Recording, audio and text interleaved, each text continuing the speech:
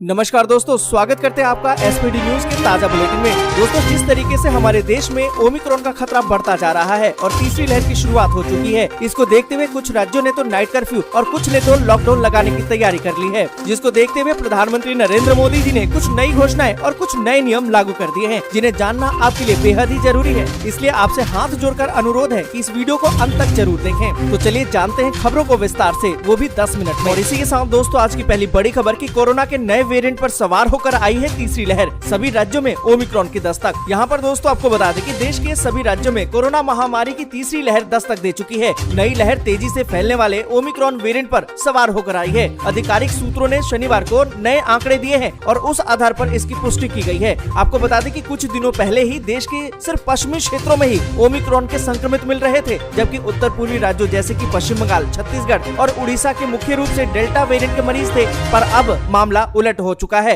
सूत्रों के मुताबिक नवीनतम आंकड़ों के अनुसार सभी पूर्वोत्तर राज्यों में ओमिक्रॉन के मरीज बड़ी संख्या में मिल रहे हैं। इसको देखते हुए कहा तो ये जा रहा है कि देश के सभी राज्यों में कोविड-19 की तीसरी लहर ओमिक्रॉन के जरिए आ चुकी है। साथ ही आपको बता दें कि केंद्र ने राज्यों और केंद्र शासित प्रदेशों को कोरोना मरीजों की बढ़ती संख्या को देखते हुए इलाज के बुनियादी ढांचे की तैयारियों की समीक्षा करने के लिए कहा है। साथ ही आपको बता दें कि कोविड-19 के कारण अस्पताल में भर्ती होने वाले मरीजों की संख्या में उछाल की आशंका है और इसको देखते हुए अस्थायी अस्पताल बनाने के निर्देश भी दिए हुए हैं। तो दोस्तों, एक बार फिर से सावधान हो जाइए। कभी भी घर से बाहर जाएं तो मास्क जरूर पहने और सोशल डिस्टेंसिंग का पालन जरूर करें। और इसी के साथ दोस्तों अगली बड़ी खबर की 7 चरणों में होगा मतदान। 10 फरवरी से होगा शुरू और 10 मार्च को होगी मतगणना। दोस्तों, यहाँ पर आपको बता दें कि निर्वाचन आयोग ने शनिवार को 5 राज्यों में विधानसभा चुनाव की तारीखों की घोषणा कर दी है। मुख्य निर्वाचन आयुक्त सुशील चंद्रा ने बताया कि उत्तराखंड, पंजाब, गोवा में तो 1 चरण में चुनाव होंगे, जबकि मणिपुर में 2 और उत्तर प्रदेश में 7 चरणों में मतदान किया जाएगा। मतदान की शुरुआत उत्तर प्रदेश में 10 फरवरी से होगी।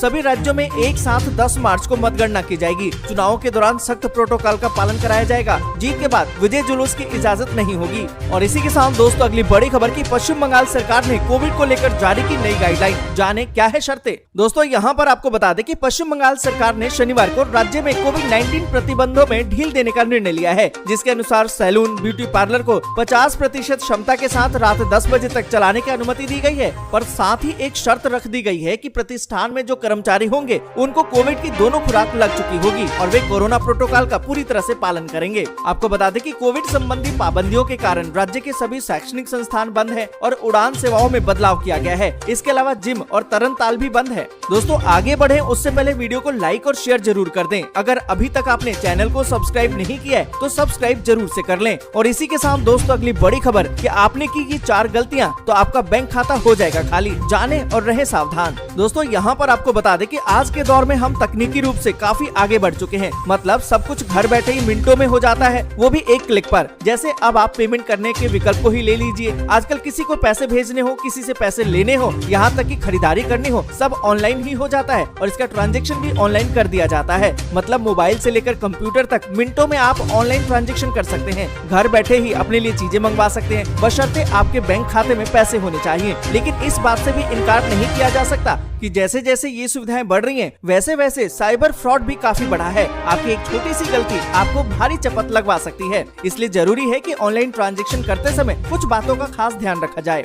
यहाँ पर आपको बता दें कि जब भी आप ऑनलाइन खरीदारी करते हैं तो ऑनलाइन ट्रांजैक्शन करने के लिए आपको 2 विकल्प दिखते हैं। पहला पासवर्ड और दूसरा OTP। आपको हमेशा ही पासवर्ड को नहीं OTP का विकल्प चुनना चाहिए। और साथ ही आपको बता दें कि जब भी आप कोई ऑनलाइन ट्रांजैक्शन करने जाते हैं तो हमेशा अपने पर्सनल मोबाइल या फिर पर्सनल कंप्यूटर या लैपटॉप से ही करें। कभी भी किसी साइबर कैफे, दफ्तर या फिर किसी और के सिस्टम से ना करें। और साथ ही आपको बता दें कि किसी भी ऑनलाइन ट्रांजैक्शन को पूरा करने के लिए सबसे जरूरी चीज होती है CVV, यानी कि कार्ड का वेरिफिकेशन वैल्यू। और कभी भी CVV किसी को बताने की जरूरत नहीं होती है। साथ ही दोस्तों आपको बता दें कि जब भी आप ऑनलाइन ट्रांजैक्शन करते हैं तो एक विकल्प जरूर होता है। इसके जरिए आप अपने कार्ड की जानकारी सेव कर सकते हैं। पर आपको बता दें कि अब आपको कार्ड की जानकारी सेव नहीं करनी होती है। और इसी के साथ दोस्तों अगली बड़ी खबर की अखिलेश यादव की बड़ी घोषणा। सरकार बनने पर छात्रों को दिया जाएगा लैपटॉप और भेजेंगे विदेश पढ़ने के लिए। यहाँ पर दोस्तों आपको बता दें कि उत्तर प्रदेश के चुनाव की जोरदार तैयारी करने वाले समाजवादी पार्टी के अध्यक्ष अखिलेश यादव ने शनिवार को बड़ी घोषणा कर दी है। उत्तर प्रदेश के पूर्व मुख्यमंत्री अखिलेश यादव ने शनिवार को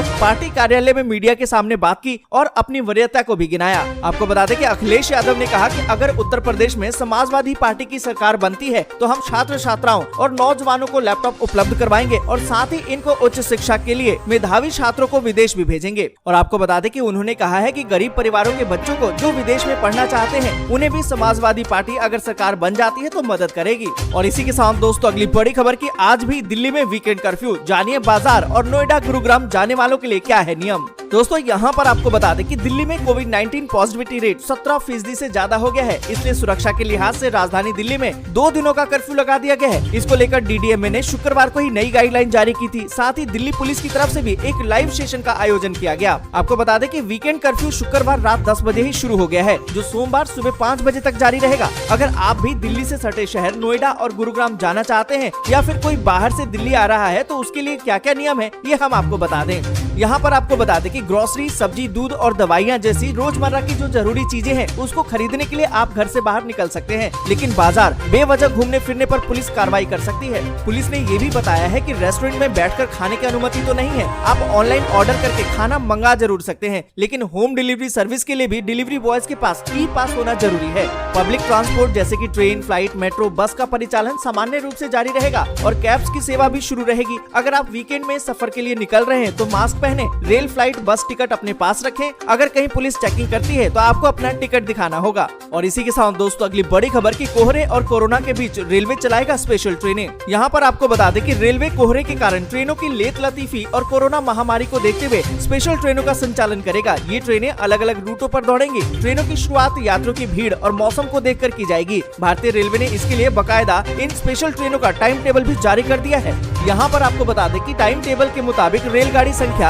09524 दिल्ली सराय रोहिल्ला ओखा साप्ताहिक स्पेशल ट्रेन जो 12 फरवरी से शुरू की जाएगी और 23 फरवरी तक 7 ट्रिप करेगी। प्रत्येक बुधवार को दिल्ली सराय रोहिल्ला से दोपहर 13:20 पर रवाना होगी, जो गुरुवार को 13:50 पर पहुंच जाएगी। और इसी के साथ दोस्तों अगली बड़ी खबर की कोरोना के नए मामलों का आंकड़ा 1,30,000 के पार। महाराष्ट्र में 40,925 मामले। यहाँ पर दोस्तों आपको बता दें कि कोरोना संक्रमण के मामले देश भर में बहुत तेजी से बढ़ने लगे हैं। 8 दिन के भीतर ही हर दिन मिलने वाले नए मामलों का आंकड़ा 10,000 से बढ़कर 1 लाख को पार कर गया है। देश में ओमिक्रॉन वेरिएंट से दूसरी मौत भी हो गई है। उड़ीसा में पिछले महीने जान गंवाने वाली महिला के संक्रमित होने की पुष्टि हुई थी और ओमिक्रॉन के मामले भी अब तेजी से बढ़ रहे हैं। इससे संक्रमित होने वाले लोगों का आंकड़ा 3,000 को पार कर गया है। और दोस्तों आपको बता दें कि बीते 24 घंटे में कोरोना के 1,41,000 से ज्यादा नए मामले सामने आए हैं, जबकि 285 मरीजों की मौत हो गई है। साथ ही दोस्तों आपको बता दें कि महाराष्ट्र, बंगाल और दिल्ली में विस्फोटक स्थिति पैदा हो गई है। महाराष्ट्र में 40,925 नए मामले मिले हैं, जिनमें से अकेले मुंबई में ही 20,971 मामले शामिल हैं। दिल्ली में भी नए आंकड़ों को देखा जाए तो 17,000 को पार हो गया है। 9 लोगों की मौत भी दर्ज की गई है। वहीं बंगाल में 18,213 नए मामले सामने आए।